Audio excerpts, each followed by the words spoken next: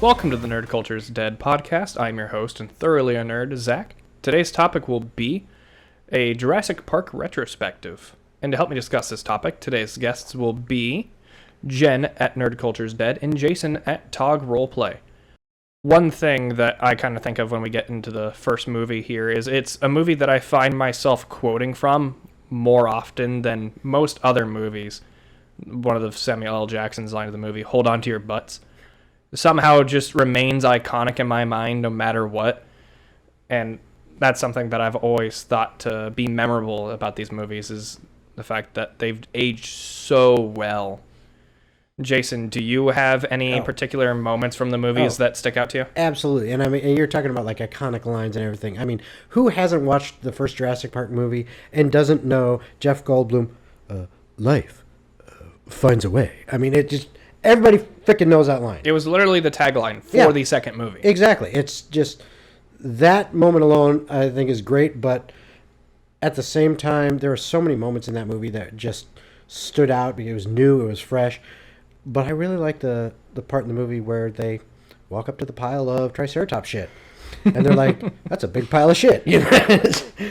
Yeah, the humor in there was never hard placed. It was witty and fun. Yeah.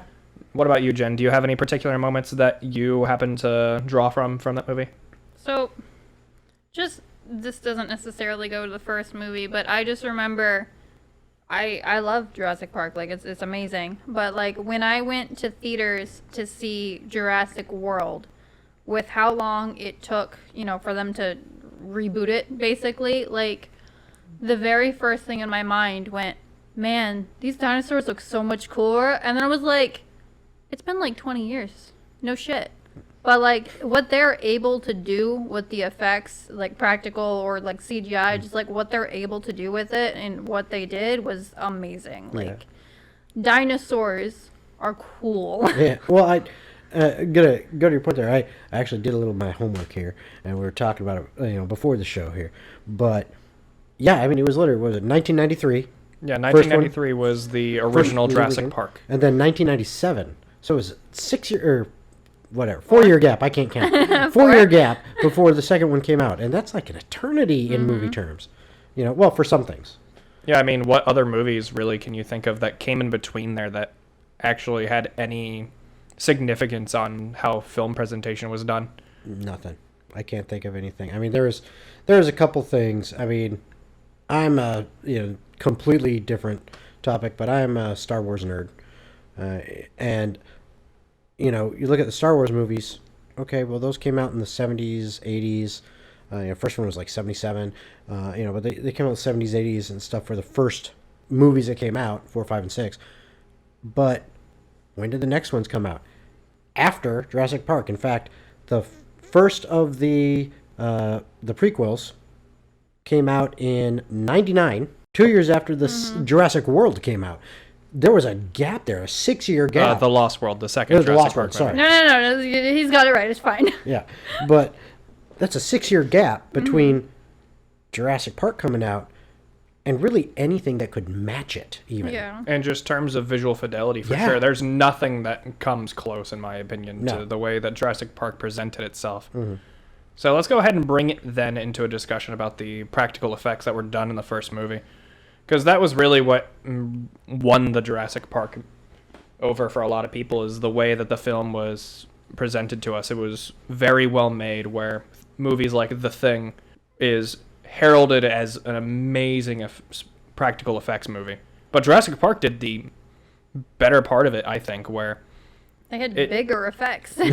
Yeah, bigger effects, but I mean, when you look at the T-Rex, that thing's not CGI. That they made a giant robot dinosaur. Yeah. So someone legit almost died with that too. So that thing, it was a big ass robot. What was that guy's name? Alan Scott, if I remember correctly. Yep, Alan Scott. They were working on it. They bring in this big ass, mechanical fucking robot to do the T-Rex stuff. Like the last, I think it was like 2 weeks of filming where they were filming the T-Rex stuff. And they bring in the outer shell of the robot, and they have to physically glue on all of the skin. glue it, then Dang. actually stitch it together. Yeah. Oh, It wow. came in panels about 6 feet by 6 feet. Yeah, so it's So it's like throwing that on, like, you know. so Oh, it's wow. some It's basically like effort. gluing and stitching together really tight tarps. and Jeez. and so to do the dinosaur completely, they have to turn it on to hold it in specific positions, and to get what they had to do done, they had to have it on and someone inside of it. Oh. So he volunteered to do this. Alan Scott volunteered to climb inside this machine. And basically, everyone was there, like, power was on. Everyone's sitting there watching it. They're like, no one touched the extension cords. No one touched the breakers. Like, no one touched anything. Because, like, if this fell, this is, like, tons of, like, weight just crushing the man to death. Not only if that, it's a anything happened. hydraulic system, so Yeah. you have various sheets and various pistons that would crush this man had it turned off. Yeah, Because so, it's meant to collapse when it turns off. Yeah, so like it's, you know, in an up position where its mouth is up and open, and then if it turns off, it'll like shut down and go back down. And so at one point when the man's inside it, I don't know how long it took, but he was inside it, and for whatever reason there was a power outage when he was in there. So he just basically curled up into a ball and was like, You're hoping he doesn't die immediately. you know, miraculously, like he's okay. Yeah. He survived, but like that must have been terrifying. Oh, I like can imagine. eaten alive by like a half completed giant T-Rex. jeez. Like some of the cast was even like just seeing it there, knowing it's not real, just seeing that thing roar at you is terrifying. Well, yeah, I could believe. I mean, talk about dedication to the craft. You're Yeah. like, I'm gonna just hop inside this thing, even though I know if we I lose got power, it. I It's could kill it. fine. But that's the thing about, you know, true Hollywood magic. You know, the actual physical effects that they used to come up with. Mm-hmm. Now, granted, don't get me wrong. There's some amazing stuff they do with CGI. Oh, yeah. And it's just getting better and better. But like for the time, what they can do with practical effects is ridiculous. Yeah, but not even for the time. I think that's Timeless. It's timeless, and that's true craftsmanship. Mm-hmm. The amazing effects that they could come up with, and they did that. They did that in that movie. To an extent, obviously, I get everything's very difficult and takes Yeah. lots of talent. But like me personally, I think physically building the thing is way cooler than CGI could ever be. I agree because you know, CGI might look cleaner, yeah, but boy, it's Well, so and fucking sometimes cool. I don't think that's the case. Like with CGI, there's so many room for errors where rather the model can be distorted due to a bad animation, yeah, or a bad texture gets put onto the robot or onto the dinosaur in post production or whatever. Because it's just dudes in mocap suits. It's really funny. Yeah. Did you? I've Did you seen ever some of that. Yeah, Yeah, the Velociraptor scenes Yeah. in Lost World or in yeah. But you see, that's the thing with the physical. Like I said, I think I agree with you. I think that is so much cooler. Plus, upside. Now, after you're done with production, you can take that thing, sit it over in Universal or in Disney, blah, blah, blah. Now you got a new attraction because you got this big-ass T-Rex that goes right at you. They've done so much with the theme parks. Oh, yeah. But, yeah, I mean, those physical effects are amazing. And, I mean, come on. A CGI image of a dinosaur? That's not a collector's item. That's not something you can... and well, not if it's not an NFT. Not if it's not an NFT, but I mean, it's like, even so, that's you don't think of that. That's not a collector's item. Oh, look, CGI of a dinosaur. Great. No, This is the head 20 of foot the tall original T-Rex T-Rex. in my backyard. That's a collector's item. That would be something people would be like, wow. I'm jumping ahead. Or even the Velociraptors, if they're, you know. I just remembered a part of the movie in, was it the second one, when the T-Rex is in, what is it, San Francisco or wherever he's in? San Diego. San Diego, Close yeah. enough. The one part of that movie that I absolutely hate is when he kills the dog. Like, the T-Rex can kill as many humans as he wants. I don't care. The second you kill the poor doggy, I'm not happy. Yeah, that's when I switch sides and I go over to the bad guy's side and grab a gun and start shooting. Like, you. Well, let's go ahead and get back on topic here Yes. and get back to the first movie. So the core theme that's really presented to us is more or less a Frankenstein kind of idea here. John Hammond is not a good person. He plays God and, like Icarus, flies too close to the sun, and it ends up backfiring and killing many people. At the end of the day, when this movie is presented to us, that's kind of where I'm left at, is John Hammond, despite his good intentions, has done a terrible evil and a disservice to humankind by bringing back the dinosaurs. Mm-hmm. And I kind of want to hear your guys' thoughts on that God complex here. John Hammond's a bad person. Well, using your own analogy that you just kind of mentioned, he is Dr. Frankenstein. Okay? And the dinosaurs are Frankenstein's monster. But there's a little bit difference in that correlation because, in Mary Shelley's book, Frankenstein's monster actually isn't bad. He's actually got like a good heart. But, it's just the circumstances he's put in. And you can kind of argue that the dinosaurs themselves are not necessarily bad. It's just their nature. But at the same time... Correct. They're wild animals. The real reason why everything goes wrong is because of... What's his name? The fat guy who... Yeah, the guy who plays Newman on Seinfeld. Dennis. Yeah, Dennis. The dumbass in the Jeep. Yes. It's all his fault. Yeah, he's the whole reason why the movie goes wrong, really. Yeah. Teetering on that, I think Dennis is more of the bad guy in the first one than John Hammond. He's the antagonist for sure, but that's not to say that what John Hammond did is wrong. In fact, that's the whole reason why the cast goes to the park, is to prove that it's not a bad idea, when it very clearly ends up being one. Well, okay, let's analyze that for a second. You're saying it clearly is a bad idea. So, is it really? To create life, to create something where, yes, maybe it no longer exists, but let's apply that to... endangered species. Endangered species. Okay, we have, something innocuous. Say there is some kind of small sparrow. Mm-hmm. Yeah, dodo bird. Okay, dodo bird. Okay, they had their place in the ecosystem because of whatever reason, and it may have even been because of humans, spreading across Certainly the world. was. We liked eating dodo birds. Exactly. Heck, the buffalo almost died out because we almost hunted them to extinction. What if they had been extinct? What if we were able to bring them back? Is that necessarily an evil thing? Well, that's funny you should mention that. This is actually an argument that's presented in the movie, where John Hammond is arguing with Ian Malcolm, Jeff Goldblum, about this. Mm-hmm. And he brings up the example of, what if we brought back an extinct species, right? Would you still be calling me a bad guy? Would you still be saying this is a bad idea? And in the film, he argues 100% it's still a bad idea. You don't know the ramifications of bringing back that thing. It was gone for a reason. So it may be out of check afterwards. We are bringing into the world dinosaurs, separated us by 65 million years in the movie. They're not part of the natural law anymore. They are a new dominant apex predator or herbivore or whatever you want to say, who has no natural predators and is just going to run amok. The only thing keeping them in check is an electrical fence with no two-factor authorization to turn it off. That's the mistake in the movie. Sorry, I don't have my Google authorization on you didn't have to email your boss that you're going to turn off all the security systems in the park? Nope. So all of them? Backtracking 2 seconds real quick. So the concept of bringing dinosaurs back to life, both good and bad, there's a lot that I think you can learn from them. But they also did kind of sort of die for a reason. Like, I don't know that we're meant to coexist with them. It didn't go too great for the caveman.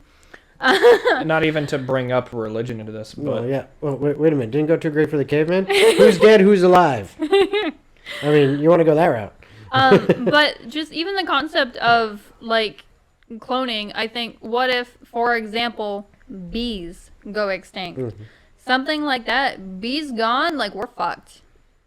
Yeah, like that's a severe impact on the ecosystem, including our own. Yeah, like, I don't necessarily think dinosaurs had, as much of an impact as, like, bees would. But, I mean, just evaluating and studying the technology for that, I think could do some good in the world for sure. The technology, yeah, but the application of it isn't what's being... Or the technology isn't what's being argued here. The application is instead of bring back a subspecies of bee that don't sting people and love to pollinate flowers and are hardy to the cold, versus bringing back pterosaurs that could go ahead and thrive in, say, the Miami area, right? And they live in the Everglades, and they just swoop over to the beach, pick up a tourist, and fly away and eat them. Okay, so what I'm hearing, what sounds to me is, it's not really the application; it's the choice of what you're bringing back. Because he played God. He played God, but here's the thing: what if he only brought back one species that is a smaller species and is an herbivore on a solitary island that could not swim or do anything like that? What if he brought that back so that we could study it and allow it to live and thrive, and then, as needed, do what we needed to control the population so it didn't decimate the island, but was just that one species that really couldn't hurt anybody or anything? Is that necessarily evil or wrong? Not necessarily. So the wrongness then is in his choice of, hey, let's bring back a giant, 20, 30-foot thunder lizard that's going to, eat 90% of the population that it encounters. It's just what he chose, not it's the in actual his actions, not the application. Okay. Hence, his he's choices. Playing God here. And it's his choices of what to do, what to create. Ends up being a topic of discussion for the later movies is corporate greed, which ends up then being the evil, where we learn the wrongs of John Hammond. Mm-hmm. He played God. He flew too close to the sun, as Icarus did. His wings melted, and he fell to his death. But he also kind of, at the end, realized what he did. He tried to correct his fuck up. Yeah. Only after being told he was wrong for 2 hours. Well, 2 hours of us sitting in the theater. He didn't admit any guilt until he was stuck in the bunker with Jeff Goldblum. Yeah. But it was 2 hours of us sitting in the theater. Even up until then, he had choices he could have made to prevent the damages that were done in the park. Like not hiring Dennis. Not hiring Dennis, but namely, there is a scene where they're in the computer room, right? And they are presented with 3 options. Find Dennis, make him reboot the system. Or make him enact the security measures to turn back on the power. There wasn't really an option. They couldn't locate Dennis. Correct. The second option that they had was to completely reboot the system, which would potentially turn off all systems in the park. It ended up rebooting the system, but at what costs? All the fences went down. All of the fences went down. The velociraptors, who were their primary fear of getting let out, were let out, which resulted in the death of several people. Yeah. And then the third option, which I can't remember off the top of my head, but it was one that wouldn't completely turn off all the power in the park, but would take several days to reboot all the systems and would potentially wipe the system. And in his greed, he didn't want to do that. He wanted to reboot the system and actively ended up killing 2 of his employees by doing so, by releasing the velociraptors, and endangered the lives of many more. He made the choice to eventually kill 2 more people. Okay. Now, question back for you with that. You have the fortunate ability of oversight as you are watching all the events unfold on the screen and have knowledge that he does not. Plus, you have the knowledge of a typical story and how typical stories flow, and being able to watch, this is making sense as it transpires, as a story in general. Removing that knowledge from you, sticking you in that same situation as him, what decision would you make? So I'm in the shoes of John Hammond. Yes. I have 2 of my most trusted employees by my side. One of them who is in charge of the security of the park, and the other who is in charge of all of the operating systems of the park, telling me it is not a good idea to reboot the system and I should instead go with the other option. I would probably listen to them. Okay. Rather than trust in my own judgment that has clearly gotten people killed and has been wrong thus far. But you don't know it's got people killed. And you don't That's the whole reason the cast is there, is because somebody died on the park. The first 10 minutes of the movie where they bring in the velociraptors. Yeah, someone died. And one of the workers died. A $20 million lawsuit from the family, which is why the lawyer is there. No, that's the second movie. No, that's the first one. No, they did. We watched them yesterday. I always get that screwed up. Yeah. Yeah, in the first sequence, the reason why all these events happened in the movie is because they had a worker who was killed by a velociraptor when trying to put a new one from Isla Sorna into the pen on Isla Nublar. Right. Okay. That is the whole reason Yeah. that John Hammond had to get experts, get that lawyer to go out there. Yeah. With him and say, hey, look at this. Can you sign off on this and make sure that we're good to go? Yeah, you have that knowledge that did happen. But what? Well, so did he, because it's his he also- park. He was yeah, told but his you boy didn't was know killed. about all the rest of the death that's happened since. No, You were unaware of that. and specific. The all only you know, deaths that you could be sure of as John Hammond were the ones, let's see. Well, here, put it this way. All he did know, for sure, is that his grandchildren were out on a tour, and they lost complete contact with them, and there was tons of problems going on with the system. He was scared for their lives. He wanted contact with them. So now, think about that, and, oh, I've got my grandchildren that I love and adore. They're in a park that, hey, admittedly, because you said he knew it, he knows there's dangerous things here that have killed someone in the past. Oh, crap. What method am I going to take? Am I going to wait several days and just hope and pray nothing happens to them? Or am I going to take a risk and so that I can get contact back with them and get them back to safety? Yeah, like the oldest kid's what, like 13? Yeah. Yeah, like they're not old enough to know what they're doing. Yeah, like what was it? Ariana Richards? I think that's the actress. Oh, I don't even I think, know her name. yeah, I think she was like 12 or 13 Yeah, in that movie. they're just kids. And then the boy's like 8 in the yeah, movie. he's like 8, something like that. They're young kids. They're his grandkids. That's as a parent, were it my kids, you know what? I'm sorry. It's either, you get this crap back now. You fix this shit now, or you're telling me it's going to take a couple days. If I'm not the one making that decision, screw it. I'm going out there with a shovel, probably get myself killed, but I'm going out there with a shovel to smack things and find my kids. I can't say that's a feeling I completely empathize with, seeing as I don't have kids. Right. But there was no guarantee for John Hammond that the system would even come back online. No. Granted, his knowledge at the time was not that what we have. Right. It was still a bad decision and worth criticizing. That's a fair point. So It is. some of you may die, but that is a risk I am willing to make. Thanks, Lord Farquaad. There you go. Just send Shrek out there. He'll take care of the dinosaurs for you. So some of the other pieces that I wanted to talk about the first movie, really some of the more iconic scenes that kind of define the movie. One of the most iconic, that being the scene where the two grandkids are running away from the velociraptors and they find themselves cornered in the kitchen. Where they wittingly make the joke of, oh, if only the velociraptors knew how to open up doors. And you see the velociraptor claw the door handle and pry open the door to hunt these kids. The whole claustrophobia of that scene where these kids are a foot away from a 6-foot-long murder machine as they're crawling on the ground, just trying to evade these creatures and using their human intellect to ultimately survive by tricking the dinosaurs into things that they not knowingly would know.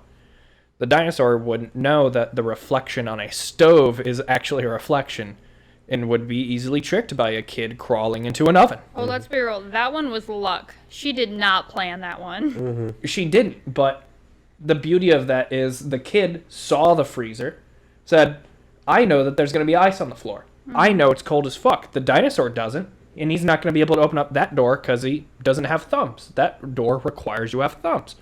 I will run into the freezer, hold onto the door, dinosaur will slide through, and I'll close the door behind me. Follow up. Have you ever been inside of a freezer?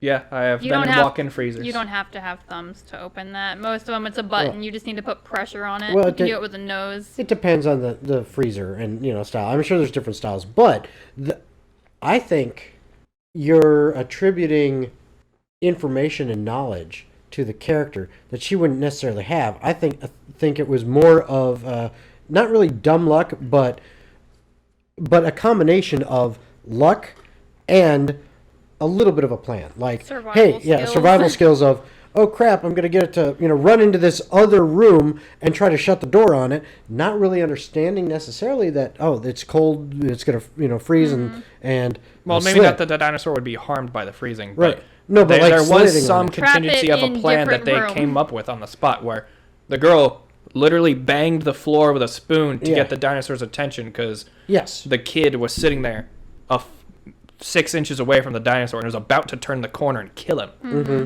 She saved him by doing that. Oh, Yeah. absolutely.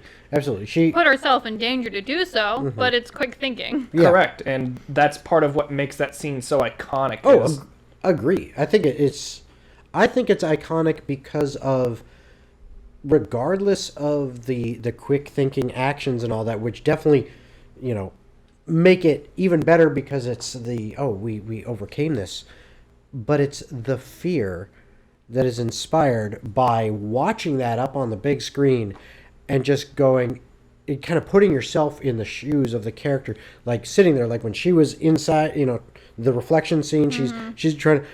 and you've already You seen them generally- survive so much. You don't Yeah. want to see them die now. Exactly, and you're like, oh crap, it's getting close. Oh no, it's gonna get her.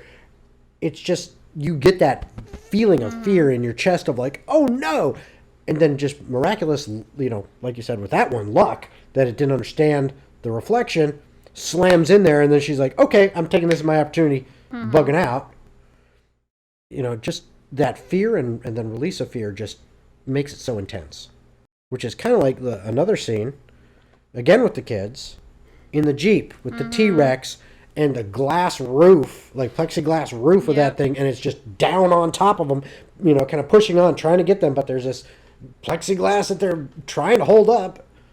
I mean, it's just intense. Really, the only thing that saved their lives there was the fact that the seats were managed to block the plexiglass from crushing them to death. Yeah, because that thing would have just, squished them right into the back of the truck. And just the whole scenes with the T-Rex in that movie were fantastic. Rather it be the scene on the bridge where they're trying to not be killed, or the chase scene where the T-Rex is chasing the Jeep.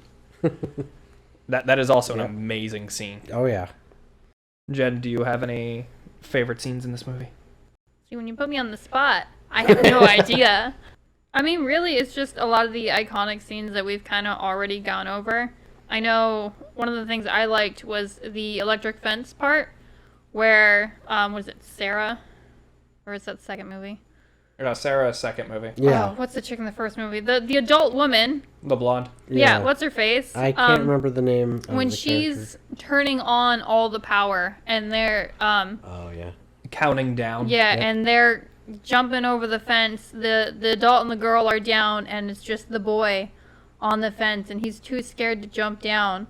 And you're slowly turning the power on, then you're cutting back to the kid, then you're slowly turning the power on. 3, 2, zap. Yeah. And no, it was 1, 2, 3. Because as soon as he comes back and he's conscious again, he goes, 3. That was good. I was actually thinking of the same scene, slightly different part of the part just before, where he grabs on and he's looking at him for a little bit, and he's like, and he grabs onto it and he goes, oh! And they're freaking out, and then he stops and he looks at him, he's like, like a gotcha. Foreshadowing at its finest. Exactly. So much foreshadowing in that movie, it's ridiculous. But let's go ahead. We spent a lot of time on the first movie, and it's supposed to be more or less a retrospective of the original trilogy going into Jurassic World. So the second movie takes place 4 years after the original, which also coincidentally is how many years it took for them to get the second one released after the first. And so 4 years after the events of Jurassic Park 1, Jeff Goldblum's character, Ian Malcolm, has publicly spoken out against what happened despite his non-disclosure agreement, which has publicly shamed him because of it, with everyone else denying that anything happened there, and the deaths were completely coincidental and there was nothing going on there. Really, I think the whole message behind this movie is that of corporate greed, where the nephew of John Hammond's running InGen as the head of the board of directors, and really he sees the work that his granddad did, or not his granddad, his uncle did, and has decided to capitalize on it by opening up a new park. And we come to the realization that there's 2 dinosaur islands. Isla Sorna and Isla Nublar. Correct. Nublar. Isla Sorna has only been seen in Jurassic Park 2 as far as I'm aware. because Isla Nublar is the events of Jurassic Park 1, 3, and Jurassic World. Yeah. And you see it in Camp Cretaceous, the cartoon. It shows up again. Okay. Isla Sorna does? Yeah, or- both the okay. islands. Yeah, Isla Sorna's significance is that that's actually where all the research was done on the dinosaurs. And they call it Site B, where they would genetically create the dinosaurs. And then ship them over. And ship them over after they had enough time to see, hey, they're not sick, they can to survive. grow up and exist, and yeah. Which raises questions for me, because I know they were creating dinosaurs on the first island as well. Where canonically, how well do these movies stack up when you watch them in sequence? Where I kind of look at Jurassic Park 2 and I think, oh wow, some of these things don't really make sense, where they would ship dinosaurs over from Site B to Site A despite making dinosaurs on Site A. Yeah. But I guess that's because they were slowly abandoning Site B. It looks run down in the second movie despite it being only 4 years. Well, yeah, it definitely looks run down. But, I mean, you also got to think that they probably did, I would say, straight up abandon it after the events of the first movie. Oh, they 100% did. I'm pretty And sure then- they said that they've kind of abandoned it Yeah. for a while, and then they were sending people back. Yeah, but and that kind of environment, I mean, you're in the tropics. It's, full on jungle.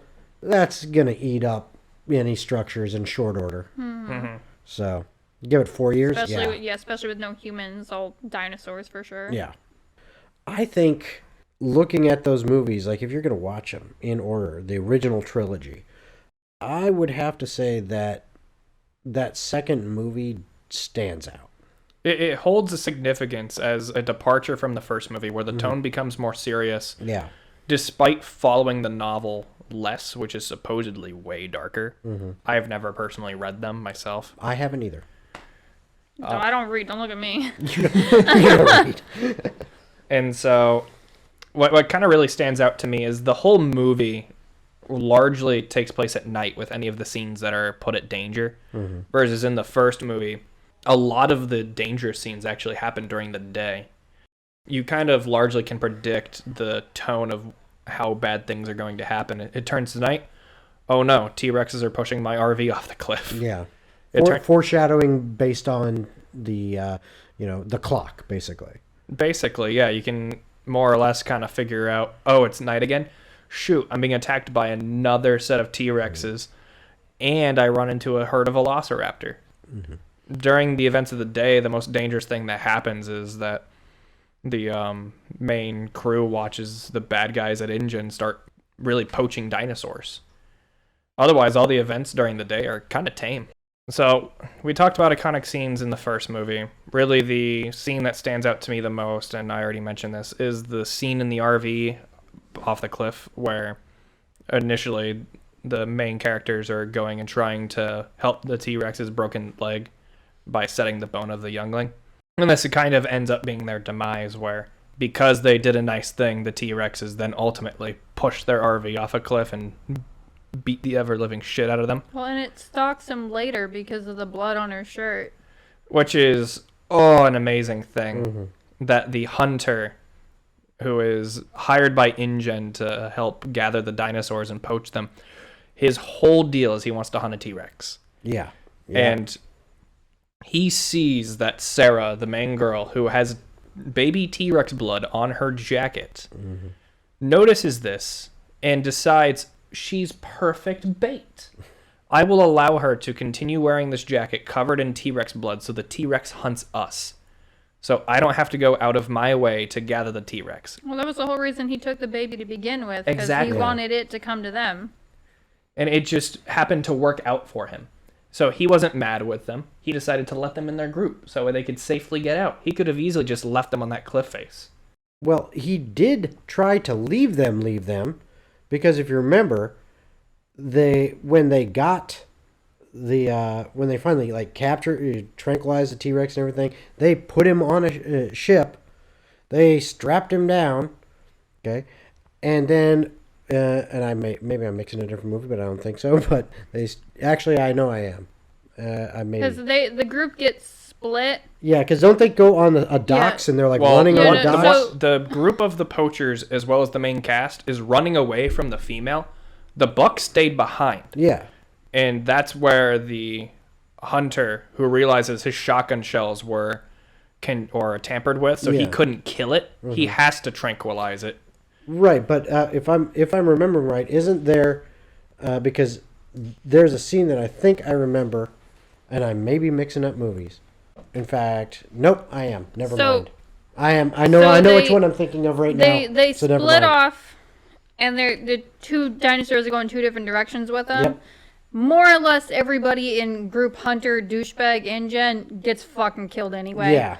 But, the main group of the cool people they initially sent down make it out. Yeah. That's when they come back and see that they've captured the T-Rex. Because they're on the helicopter. He pulls out the bullets on the helicopter and he goes, haha, you can't take that prize. And then he's like, fuck. Yeah, okay. Now I remember. I was thinking a movie we'll talk about another time. Really, to wrap up The Lost World, this ends up being more a movie about the conservation of nature and leaving things as they are. Now that things have been messed up by John Hammond and his experiments to create dinosaurs, let it lay and just let it be. But it's also a movie about corporate greed, which really kind of becomes a staple about the franchise for later on, especially for Jurassic World. Oh, yeah. And so with that, let's go ahead and go into Jurassic Park 3, the black sheep of the franchise, and probably the worst movie in the entire trilogy. Arguably, yes. I would say there were things I definitely enjoyed about it. Oh, for sure. The T-Rex Spinosaur fight was really cool. It was. But as a whole, this movie is known for having a troubled production, where rather it was Universal trying to tell Spielberg, don't do this, do this. Yeah. Or it was them not funding the movie properly, because this was where they started introducing more CGI into the movies. Right, and I don't think necessarily that was a bad thing. Again, we already talked about CGI versus real effects, but I think where it went wrong, and I think it kind of began carrying over into the newer films, is T-Rex ain't bad enough. We need something bigger and badder. We need bigger, more dangerous dinosaur. Yeah, because we saw the worst it was with the T-Rex. So now what do we bring out? Spinosaurus. Okay, and then they kind of continue that trend, and I think that's where they got to try to pull out bigger and bigger guns in order to impress you, is where you start dropping. They had the Godzilla syndrome, where they have to create a bigger, badder monster for everyone to go and rally against. That way the T-Rex can come and save the day and prove that he is the number one baddie. Yep. And it's just, I think bringing out that kind of, oh, hey, something to try to impress the audience. They've already seen this. Let's give them something bigger and better. It's a trick. It is. And it's an expectation that you've come to really kind of hate at this point. Yeah. Where at its core, Jurassic Park was originally a movie trying to tell you a story. Yes. And ever since the second movie, it had then become a monster movie. I just went, dinosaur. Yes, exactly. We want to show you more monsters, more dinosaurs. What about the story? And then you get to Jurassic World, and it's just, hey, look, Chris Pratt. Well, more monsters. No, I'm just joking. I will say Jurassic World does have some redeeming qualities, but let's get back to Chris Pratt. Well, let's get back to Jurassic Park 3 here for a moment. This movie has the significance of it introducing variants into the franchise, where we learned that there is a special project going on Isla Nublar that was illegal. Hammond didn't know about it. I think canonically at this point he's dead. I think he was dead in that one, and then that just carried over to the new franchise. Yeah. I thought he didn't die till Jurassic World, but I could be super wrong. I think he died in. He does not die in 2. He's alive in 2. That much I know. I think he was dead by 3, though. I think Zach's right on that. But either way, we see the variants of the dinosaurs, and this ends up becoming a huge theme where you see the raptors with feathers on their heads. And this ends up being referred to as the Amalgam Project, which is the whole reason why there are some new dinosaurs you see in this movie. For example, the Ankylosaurus, the Spinosaurus, and the new Velociraptor variants are all new to this movie because of the illegal experiments going on in Isla Nublar after the events of the first movie, because the island was never totally abandoned. Well, right. I think what it was is, first movie, obviously, there it is. Okay. The second movie, hey, we abandoned it for like 4 years, and now we're starting to come back and take it back. And then third movie, they had started some of that process, so they were then doing the illegal experiments. They had established by that second movie, they had started to establish their reintroduction on Isla Nublar. Yeah. Nublar. And I can't say it. Iconic scenes in this movie. Really, the one that stands out to me the most is where they're in the pterosaur cage, and all the pterodons are hunting them like snacks. Oh, heck yeah. That's like awesome. that was the coolest part of them crawling through the cages like rats, trying to escape these very clearly superior animals. Well, I particularly like what was Dr. Grant, played by Sam Neill. I can't remember the name of the character or the actor that was kind of like his little protege in there. The one who created the like raptor collar device. Yeah, and he, goes ahead and like skydives, cliff dives off the side of the cliff with a parachute. So he's like base jumping out there to go and save the kid, and then ends up in the water with these things like standing on him, pecking at him, and you're thinking, well, he's dead. I just need to. Why are kids just constantly, conveniently by the dinosaurs? Like, it's in the script. Yeah. The amount of children in these movies is unreal for no reason. Intentionally brought to an island, stows away on the RV to end up on the island, ends up falling off a cliff or off parasailing into the island by accident. That kid surviving on his own is complete BS, by the way. There's no way a 12-year-old kid is going to survive on his own for a month on Isla Nublar. It depends. How many Twinkies did he find? Well, not even that. So Camp Cretaceous goes into a good chunk of that where they're all kids on an island, but there's like 6 of them, so a little less alone. Yeah, but a single 12-year-old on a dinosaur-infested island who is in raptor territory, by the way. It's fine. Fine. I mean, I don't know. Maybe he was a Cub Scout or something. He might have known a couple tricks. He's got a few badges. Yeah. But no, I agree. It's that the story itself in 3, and that's like one of the aspects right there. Is like, okay, you want to introduce an element of danger and necessity for the main protagonists for the adventure to show up and attempt to save the day. And so how do you do it? You say, let's put someone in danger. How do we do that? Let's just throw a kid in there. Well, what's going to happen? He's going to live there for a month on his own. It's all right. If they really wanted to make a good new Jurassic Park movie, all they need to do is instead of at the end of every Jurassic Park movie where they sail away on the sunset on a helicopter, tell them, sorry, we can't come save you. And they're left to fend for themselves and ultimately fail. Rogue One, a Jurassic Park movie. Absolutely. There you go. Make it an actual now horror you're talking movie. my language. Star Wars and stuff. All you have to do is have the cast or at least someone die. I mean, no important characters have died in a Jurassic Park movie in a while. It's all extras at this point. Yeah. Well, I mean, you say in a while. Name one. I'm sorry. If you're saying Samuel Jackson is not important, okay, sorry, no, then you're right. gone. You're right. Like the most important person who died in the second Jurassic Park was the InGen executive at the end of the movie. Nah.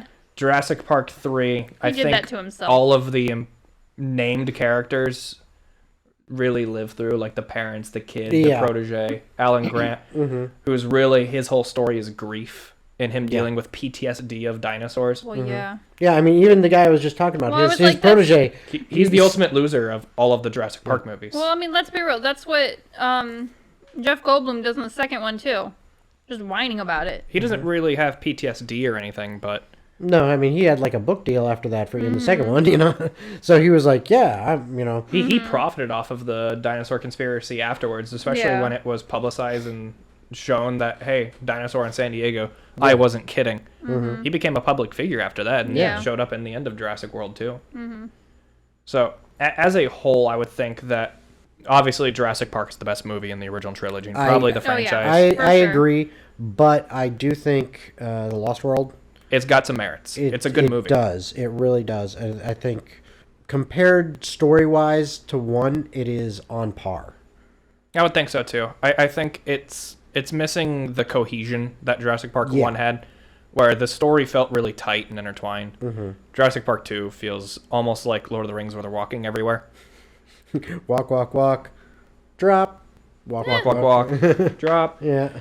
And Jurassic Park 3, while being probably the worst in the franchise, is also a very entertaining movie, and it has some memorable moments. It is, and it did, as you said before, kind of start pushing the boundaries a little bit by introducing more CGI.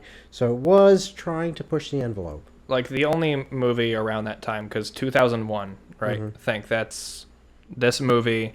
And then 2002 was actually Revenge of the Sith, Revenge of right? the Sith. No, sorry.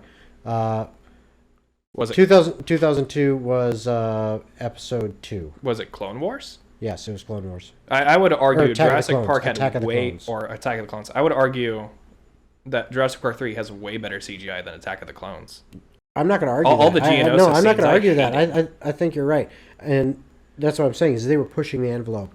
So what it lacks a little bit in the cohesiveness of the story, it makes up for, in my opinion, a little bit in their ability to dinosaurs. adapt. And I would almost say that would be the Silver Age of Universal, where you would say the Gold Age is, original Jaws, or like the 70s of Universal. I would say the 90s and 2000s, right? Mummy, Jurassic Park, stuff like that. I would say that's my favorite era of Universal. Oh, yeah. Absolutely. But we're going to go ahead now and go into the later movies. Jurassic World, who I've grown to like more as time has gone on. I think it's doing its best to not be a parody of the first movie, but kind of draw inspiration from it, where the redhead, who is now in charge of the park, because they successfully create a park on Isla Nublar, creating John Hammond's dream. Hold on, you say successfully. It was They a created success. a park. And they actually had people there. That park was open for like years, if I understand. Oh, it was not that long. But it was still open It and was serving the open public enough and for it to making be a profit. relevant, yeah, but it wasn't successful. Well, it depends how you define successful. I don't know, when most It of the people in there probably made die, I money. figure a little less successful. Well, I'm saying as a whole that they created the park. They had tourists. They had guests. Mm-hmm. I They had that cool ride we could go and drive around with the dinosaurs. I'm fairly certain that park had been open for a while to have all those attractions. Oh yeah, no, I mean it did for sure. And she created John Hammond's dream. She Mm-hmm. is now playing God. She is the new John Hammond. Well, Where- no, But no, I don't I think would she argue- was that powerful Well, though. I would argue something different. She was not playing God. She was doing her job. It was actually, there was another guy, if you pay attention closely, she's an employee. She's high Yeah. up, but she's an employee. Yeah, it There's was like another she guy who's the doesn't- money. Well, she's running And- the park. She's running the park She's like part the of it. manager, but she Yes. didn't found the company. Yeah. No, of course not. The guy who's footing the bill, it's his park, and the I can't remember the doctor's name, but he It's like is that Wu. Asian Wu. scientist. Dr. Yes, or, Dr. yeah. Wu. He is the one. He's the lead evil geneticist. genius. Yeah. He's the evil mad scientist, Correct. and he is pushing his Well, creation. And His this is agenda, where I was yeah. getting at. Is the redhead who plays God didn't do a bad job. No, She did what John Hammond couldn't do and successfully managed to Yeah. run the park because of the advice of the people around her and the guidance she was receiving from people that she trusted. And the understanding of what went wrong the first time around. Correct. With that knowledge, they managed to create a successful park. yeah, The antagonist of this story is easily Wu, yeah, who creates the ultimate dinosaur because we have to push the envelope and create a bigger, badder monster. yep. Really, I think that's where I lose interest in the Jurassic World movies. Is I like the characters. They've done a good job with making a likable cast. Yeah, they have. I mean, And Chris Pratt does a great job. I mean, you like his character. I mean, it's an enjoyable character. they found a way to humanize the monsters that we had once feared as children.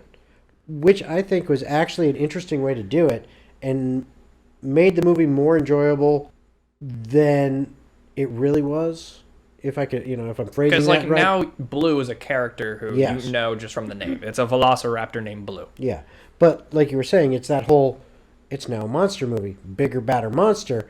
It takes away from it. If they had not done like that, give you more humanization and personalization with one of the actual velociraptors as basically a character and personalizing that. Yeah, It would have been I don't way remember worse. if it was the first or the second Jurassic World, but they go through the whole scene of how Chris Pratt's character literally raises the velociraptors from babies and humanizes them as much as you can humanize a dinosaur. And well, that was expressed as a theme throughout both of the movies. Yeah, like, but they show footage and stuff Yeah. of it in one of them, yeah. where even in Jurassic World 2, which I absolutely despise, bigger, badder monster, they create the Indominus Raptor instead of the Indominus Rex. Yeah. The thing about that movie that drives me nuts is I get that Chris Pratt raised the Velociraptor from birth, but there's no way that you're telling me that a Velociraptor is just going to go ahead and fight to the death against a superior dinosaur alongside your human buddy Yeah. while they're fighting on a rooftop of a In the building. pouring rain. Slippery as heck. Yeah, but it looks cool. The chase scene where they are being hunted in the building is the only part of Jurassic World 2 that I like.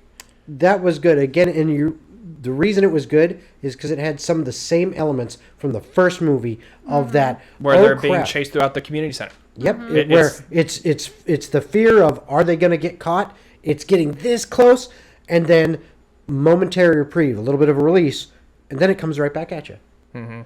So that tension, that does work in that set of scenes. So, what are you guys hopeful for with the final movie in the secondary trilogy? Dinosaur. Chris Pratt. That's all I care Because about. they're all in the mainland now. I wonder how that's gonna. Honestly, They're gonna hit up Orlando. Yeah, no. Honestly, I know they're not going to do it, but what I would love to see is a darker, much darker side of it, where in the end, dinosaurs practically just wipe out all the people on the mainland.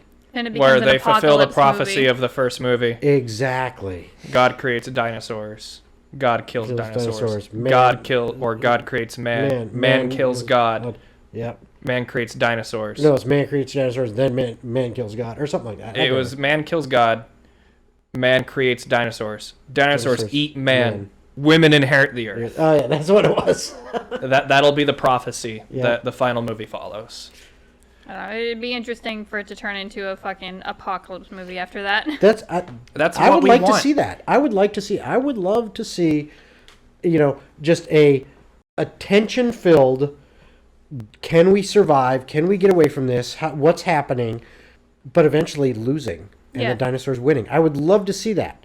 I would love to see a time skip where you see that after a few years that like in the mountains of Utah the raptors have thrived. Oh, And there's now communities and herds that hunt like the horses that are being raised there. Oh wow, yeah, that would be interesting. And what would happen to the ecology of the earth as dinosaurs slowly begin to inherit, like the mosasaur would be the dominant apex predator of the ocean, right? And oh yeah, it whales goes- would be basically gone. if you watch it like hunt a killer whale, that would be cool. I think, like you said, what would be the impact between dinosaurs and the pre-existing mammals and other creatures that are Now that here? the playing field's even, what happens? I would say it depends on the exact environment and what creatures are pitted against other creatures. I think what would happen is because dinosaurs, being lizards, cold-blooded, is that they would dominate areas that are warm. And what you would have is, like, up in the north, Canada, up, towards the Arctic and all that kind of stuff, or, way, way down south. That's where you would see, caribou, deer, elk, wolves, bears, those kind of things that can survive with their fur and stuff like that, those colder climates, they would thrive up there. But just because of the temperature that they can survive, as opposed to the dinosaurs.